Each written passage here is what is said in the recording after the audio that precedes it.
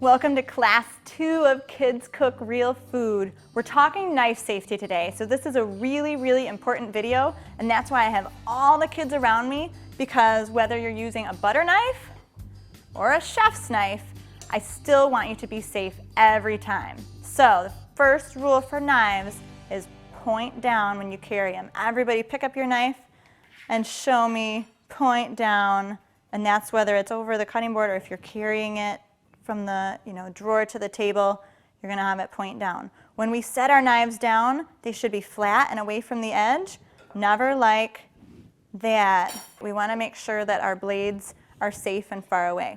Now, when we're going to cut, the fun part, we pick up our knives, you guys can all pick it up. We're gonna be the boss of our knife. So our hand is on top and the knife is on the bottom. We're gonna take that finger right around. You're gonna grab it like just you're fisting it. John, can you turn your hand a little bit so that your hand is on top? Let me show you. Turn it just a little, just like that. Very good. Yep, there we go. Quinn, turn your thumb around a little bit so that your hand, your hand needs to be on top because that's where you get all your muscle pressure pushing down, okay, to do things. If you need more power, if you're trying to cut something and it's tricky, don't put your finger down the knife because that's not actually going to give you very much more strength. What I want you to do is move your hand up closer to the knife. It's called choking up. You can move it up. You can even put 2 fingers on the sides of the knife like that, and then you'll get enough strength. So Quinn, can you show me how you might choke up? Move your hand up closer and get that thumb wrapped around. Yup, there you go. All right, here's a super important rule that I want everybody to remember, and I'm trying to make it really easy to remember. Knife moves, eyes down. Food moves, knife down. What that means is if you are cutting away, your eyes need to be looking down. If you look up, your knife stops moving. And then when you need to move your food to the plate, the knife goes down because the food is moving. Okay, guys, can you say that with me? Say knife moves, eyes down.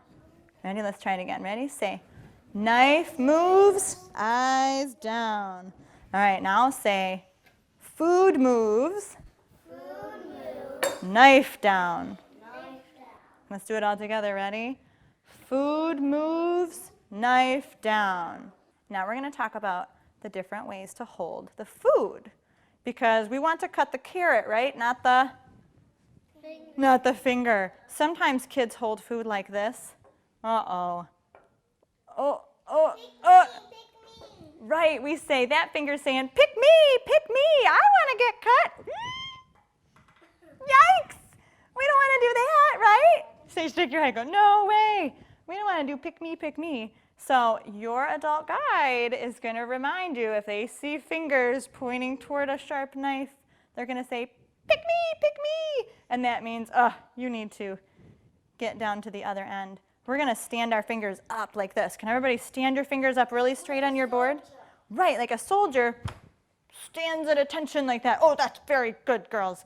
Like a soldier standing at attention. So that's what your fingers do, because you know what? Then they're not standing out going, so we're going to stand at attention, and I say, hey, out of the way, get all the way to the end, right? Now sometimes we're going to cut different ways. So we got another way to get soldiers, and it's like this, kind of like a tunnel. We call it up and over soldier. The fingers are still standing up, but the knife, chugga, choo-choo, is going to go through that tunnel just like a train. And it's still going to be super safe. My fingers are still far away from the knife. They're standing up. It's called up and over soldier. The last way to hold the food is not really holding the food. It's helping on the knife. So sometimes we put our hand on top of the knife. We know that it's not anywhere near the sharp part, and we can give a little bit of push to help it along. We're going to call that top chop. Top chop, yep, because your hand's on top while you're chopping. So we got 3 ways to hold the food, right? Long piece of food here. We're going to go, hey, out of the way. We're going to go sometimes up and over soldier like that, or we might go top chop. We're going to talk about 4 different ways to move the knife to chop food, and they're all pretty fun. The first one's like Rockabye Baby. You guys know that song? Rockabye Baby. but we're gonna rockabye our knife. All right, so let's sing rockabye knife. And that means I'm just gonna kind of rock the knife up and down. The knife tip is always, always, always touching the board. It is not going to move. Just my hand will move up and down. Ready? Rockabye knife in the celery. And oh, I gotta move those hands down and get them up like a soldier. Now, set the knife down and I can move the food. The second way we're gonna talk about cutting with our knife is driving it like a vacuum. So when you vacuum, you push back and forth, back and forth. And this is good also for kind of like when I did with the celery and with a carrot. So let me turn this carrot around here. We're gonna cut little wheels of our carrot, but instead of just going up and down, I'm gonna drive like a vacuum. The knife tip stays on the board like that, and I cut on my way forward. Back, back and forth, back and forth. So we're kind of driving it like a vacuum and sliding it back and forth. But notice my knife never comes up, because then I start to lose control.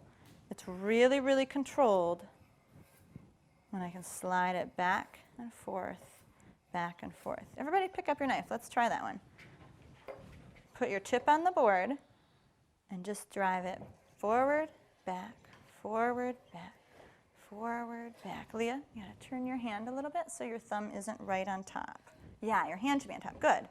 Forward, back, forward, back. Now, that doesn't really work with little knives like this. It's better with this nice curved chef's knife, but it's still fun to kind of practice. Knife strategy number 3 is for soft foods like strawberries or big things like melons. And we're gonna call this one saw blade. And in fact, I'm gonna even grab a smaller knife for my berry. Saw blade is just how it sounds. You saw back and forth. And it's great. I mean, this strawberry is really, really soft. Notice my tippy fingers are hey out of the way. I set the knife down and I move my food. So saw blade is also great for these big, huge things. I'm gonna poke it just a little so that I get in the right spot. Hands are out of the way. And I'm gonna zhuga, right? We're just gonna saw right through that. And I'm making sure always my hands are out of the way. Oh my goodness. Oh, smell that. Oh, I just want to eat it. Knife slice number 4 is called the tug-of-war pull. And this is for slicing, mostly for little things, kind of with a smaller knife. So I've got here an apple that I've taken the core out, and it's called quartering. And I'm going to do the up and over soldier hold, and then I'm going to pull my knife through the apple. Pull it through. Pull it through. My fingers are completely far away from the blade, and I'm just pulling it through. I can do the same thing with something soft and small like a mushroom. Up and over soldier hold, tug-of-war pull, slice, slice, right? And then I can take that mushroom and lay the flat sides down, and I can cut it even smaller. I'm gonna kind of go over top, pull it through.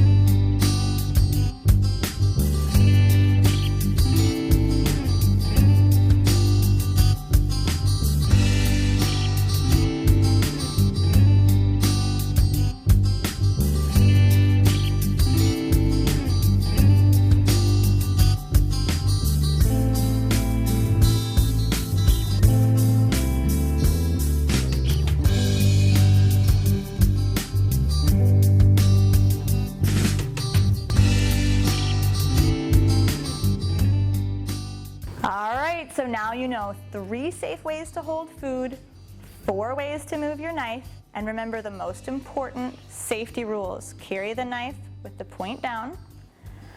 Knife moves, eyes down. Food moves, knife down. And always set your knife down in a safe place. We get to go learn some skills and practice today.